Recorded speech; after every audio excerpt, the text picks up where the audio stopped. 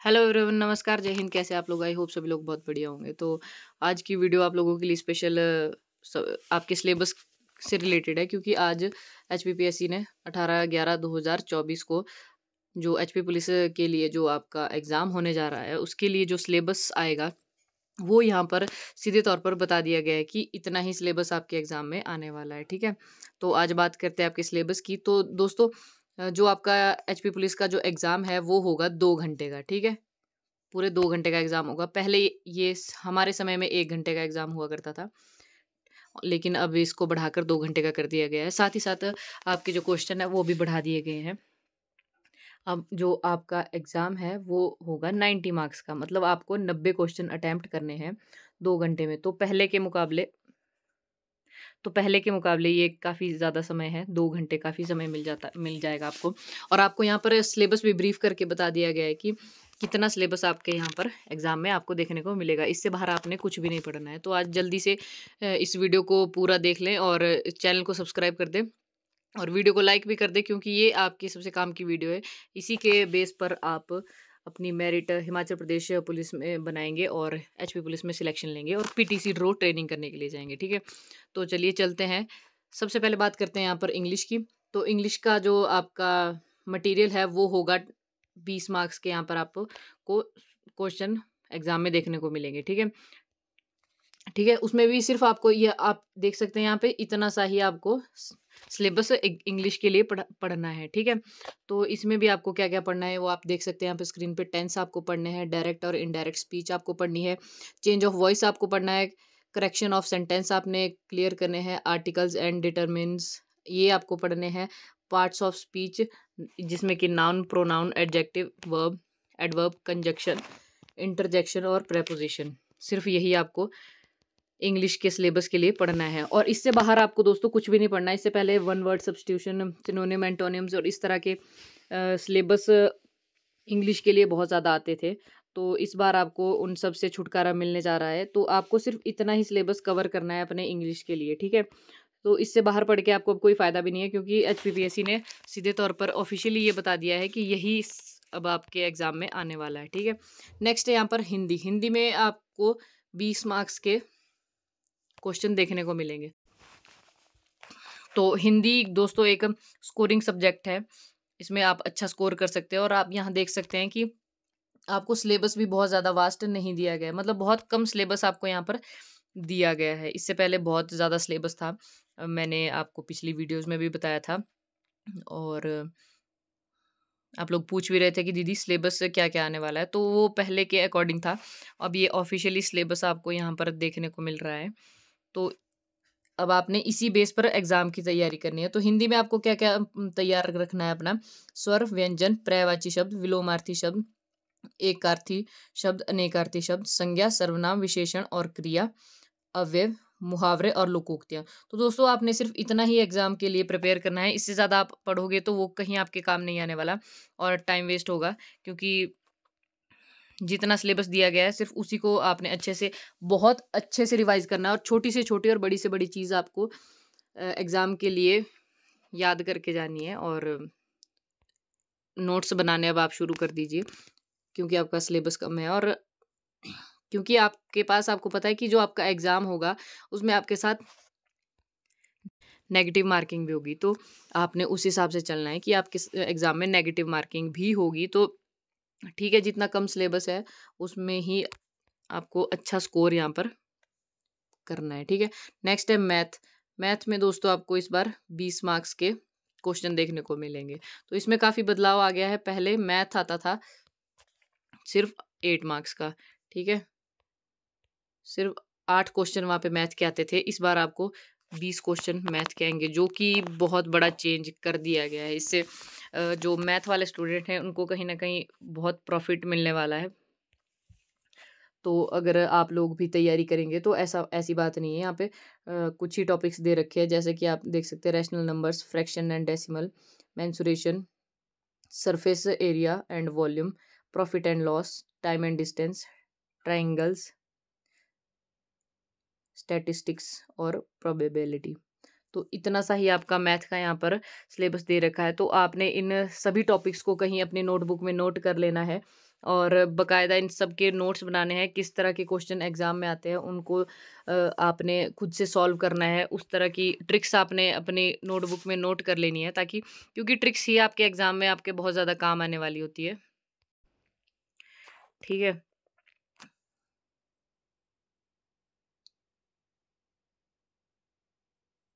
तो दोस्तों, जो मैथ है वो आपका है 20 मार्क्स का, ठीक है? लेकिन आपने इसमें सिर्फ़ 9 ही टॉपिक्स को क्लियर करना है। तो आप 9 टॉपिक्स कोई भी स्टूडेंट कर सकता है, अगर उसके मन में इच्छा है कि हाँ, मुझे इस बार एचपी पुलिस में सिलेक्शन लेनी है और खाकी वर्दी पहननी है। तो 9 टॉपिक्स आपके लिए इतने भी टफ़ नहीं है कि आप उसको कर ही ना पाएँ।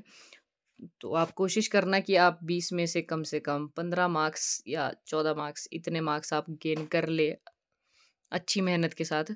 और साथ ही साथ ध्यान रखें कि एग्ज़ाम में आपको नेगेटिव मार्किंग देखने को ज़रूर मिलेगी। नेक्स्ट बात करते हैं दोस्तों रीज़निंग के लिए। तो रीज़निंग यहाँ पर 10 मार्क्स की कर दी गई है, जो कि थोड़ा गलत हुआ है। पहले रीज़निंग हुआ करती थी 16 मार्क्स की और मैथ हुआ करता था आपका 8 मार्क्स का। अब इन्होंने मैथ का वेटेज थोड़ा बढ़ा दिया है। मैथ कर दिया 20 मार्क्स का और यहाँ पर रीज़निंग कर दी कम, यानी कि 10 मार्क्स की आपकी रीज़निंग है।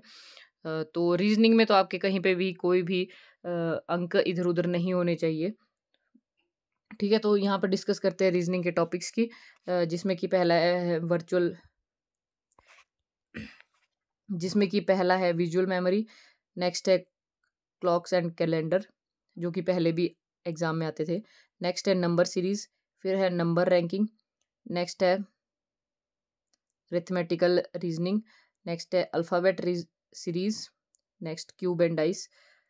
तो इन सब की ना वैसे ट्रिक्स होती है, आप ट्रिक्स से इसके हर एक टॉपिक के नोट्स बना लें और उस टॉपिक से किस तरह के कितने प्रकार के प्रश्न आते हैं, उन सबको आप खुद से नोट डाउन कर लें कि अगर इस तरह का क्वेश्चन आया तो इसको इस तरह से अटेम्प्ट किया जाएगा, ठीक है? तो वो आपको कहीं न कहीं बहुत ज़्यादा हेल्प करेगा एग्ज़ाम में, ठीक है? नेक्स्ट है नॉन वर्बल सीरीज़, एनालॉजीज़ और ब्लड रिलेशन। ब्लड रिलेशन हर एग्ज़ाम में आता ही आता है, तो 10 मार्क्स है, तो ये 10 मार्क्स आपको कन्फर्म करने हैं रीजनिंग से लेकर, ठीक है। नेक्स्ट बात करते हैं जनरल अवेयरनेस। तो दोस्तों जनरल अवेयरनेस में 16 मार्क्स का पेपर आता था पहले, लेकिन अब ये कर दिया गया है 20 मार्क्स का और आपकी साइंस भी इसी में जोड़ दी गई है, जो कि साइंस अलग से आती थी 8 मार्क्स की, ठीक है। 16 मार्क्स की सिर्फ जीके आती थी और उसी में 8 मार्क्स की अलग से साइंस आती थी। लेकिन अब आप देख सकते हैं यहाँ पर कि आपको पूरे 20 मार्क्स का यहाँ पर सिर्फ़ और सिर्फ़ जीके देखने को मिल रहा है। और जीके में भी आपको मैं बताती हूँ कि क्या-क्या बदलाव किए गए हैं और कौन-कौन से टॉपिक्स आपको सिर्फ़ ये इन्हीं टॉपिक्स को पढ़ना है, इससे बाहर जाकर आपको कोई फ़ायदा नहीं होने वाला। तो इन्हीं टॉपिक्स को आपने बिल्कुल पॉलिश करके पढ़ना है।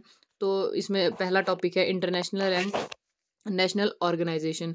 ये आपको लुसेंट की बुक में मिल जाएँगे, बुक्स एंड ऑथर्स भी मिल जाएँगे उसमें। साइंस में आपको आएगी इन्वेंशन और डिस्कवरीज़, ठीक है? ये भी आपको लुसेंट की बुक में मिल जाएँगे। कंट्रीज़ और कैपिटल ये भी आपको लुसेंट में मिल जाएँगे। करंट अफ़ेयर्स और नेशनल और इंटरनेशनल अफ़ेयर, करंट अफ़ेयर पिछले साल के भी, इस साल के भी।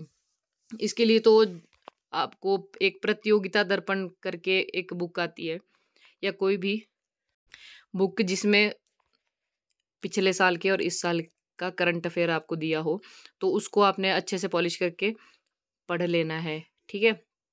उसमें ख़ासकर ये कि प्रधानमंत्री को कब कहाँ कौन-सा अवार्ड दिया गया, किस नाम से कौन-कौन सी जगह का नाम चेंज हुआ, जो कुछ भी है। करंट अफ़ेयर बहुत ज़्यादा पूछे जाते हैं एचपीपीएससी के एग्ज़ाम में, ठीक है?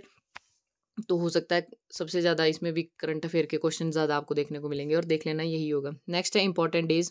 इम्पोर्टेंट डेज़ भी दोस्तों आपके करंट अफ़ेयर के साथ ही कवर हो जाते हैं, ठीक है? नेक्स्ट है एब्रिविएशन, उसके बाद है इम्पोर्टेंट अवार्ड एंड ऑनर्स, ठीक है। तो ये वर्तमान में क्या-क्या अवार्ड किस-किस को मिले और पहले किस-किस को कौन-कौन से अवार्ड और ऑनर्स दिए गए हैं, ये आपको बुक से पढ़ने हैं, ठीक है।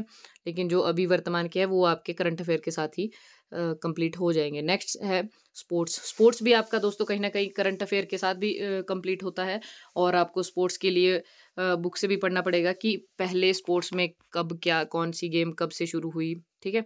तो ये चीज़ें आपको बुक से भी पढ़नी है और करंट अफेयर के साथ भी आपकी स्पोर्ट्स कनेक्ट करता है। नेक्स्ट है आपका geography and culture of Himachal. तो हिमाचल से सिर्फ आपको दो ही चीज़ें पढ़नी है, ज्योग्राफी हिमाचल का भौगोलिक क्षेत्र, और दूसरा है आपका कल्चर ऑफ हिमाचल। बस ये दो ही टॉपिक आपको हिमाचल से देखने को मिलेंगे। पहले बहुत कुछ आता था, नदियाँ, पहाड़, इसके अलावा भी बहुत कुछ अलग अलग चीज़ें भी आती थी, लेकिन अब सिर्फ आपको यही पढ़ना है। नेक्स्ट है आपका पॉलिसीज, प्रोग्राम और स्कीम ऑफ गवर्नमेंट, ठीक है। तो ये आपको स्टेट लेवल की भी पढ़नी है और नेशनल लेवल की भी पढ़नी है कि स्टेट में कौन कौन सी पॉलिसीज, प्रोग्राम और स्कीम्स चल रही है, और हमारे देश में कौन कौन सी पॉलिसीज, प्रोग्राम और स्कीम्स चल रही है, कौन सी स्कीम कब चली, कौन सी, मतलब ये इस को भी कहीं ना कहीं मैं अगर कहूँ तो ये करंट अफेयर में आपके आ जाता है, क्योंकि करंट में कौन कौन सी स्कीम चल रही होती है ये करंट अफेयर में आपको आ जाता है। तो मैं आपको सलाह दूंगी जीके का कवर करने के लिए कि आप एक बार प्रतियोगिता दर्पण नाम की एक बुक आती है, या कोई भी बुक जिसमें पिछले साल का और इस साल का पूरा निचोड़ दिया गया हो करंट अफेयर का, समसमायिका किसे जिसे कहा जाता है, समसमायिका, इस तरह की एक बुक आती है। तो उसको आप ज़रूर से ज़रूर परचेज़ कर लें, ताकि आप जनरल अवेयरनेस में अच्छे मार्क्स ले सकें। तो दोस्तों आज की वीडियो यही थी। आई होप आपको ये वीडियो सही लगी हो, और क्योंकि ये वीडियो आप लोगों के लिए बहुत ही ज़्यादा इन्फॉर्मेटिव है, आप सभी टॉपिक्स को अपनी कहीं नोटबुक में ज़रूर से लिख लें, और उन्हीं टॉपिक्स को आपने अच्छे से पॉलिश करना है। दिन रात सिर्फ इन्हीं टॉपिक्स के बारे में आपने पढ़ाई करनी है। इससे ज़्यादा बाहर आप कुछ पढ़ोगे तो वो कहीं ना कहीं आप अपना समय बर्बाद कर दोगे। तो अपने समय को बर्बाद ना करें, आपके पास जितना सीमित समय है उसमें अपने ग्राउंड की तैयारी करें, क्योंकि बहुत ज़्यादा स्टूडेंट देखना आप ग्राउंड में इतना कंपटीशन जो है वो काफ़ी ग्राउंड में बाहर हो जाएगा। उसके बाद जो बचते हैं वो रिटन एग्ज़ाम में जाएंगे, और रिटन एग्ज़ाम में भी आपने याद रखना है कि नेगेटिव मार्किंग होगी, और बाकी का सिलेबस आपकी फुल वीडियो इसी वीडियो में आ गया है। तो इसी सिलेबस को ध्यान में रखते हैं आपने पढ़ाई करनी है, इससे ज़्यादा एक्स्ट्रा कुछ नहीं पढ़ना आपने। लेकिन इन टॉपिक्स को इतने अच्छे से और इतनी बारीकी से पढ़ना है कि आप एग्ज़ाम में जब इन टॉपिक्स से रिलेटेड कोई भी क्वेश्चन देखो तो उसका फट से जवाब दे दो। तो आज की वीडियो यही थी। आई होप आपको वीडियो पसंद आई हो। वीडियो पसंद आई हो तो वीडियो को एक लाइक कर दे, चैनल को सब्सक्राइब करना बिल्कुल ना भूले, चैनल को सब्सक्राइब कर दे, और साथ ही में अगर कोई आपकी डाउट, क्वेश्चन, क्वेरी कुछ भी है तो कमेंट बॉक्स आपके लिए हाजिर है। तो चलिए इस वीडियो को यहीं पे एंड करते हैं। Thank you so much for watching. Bye bye.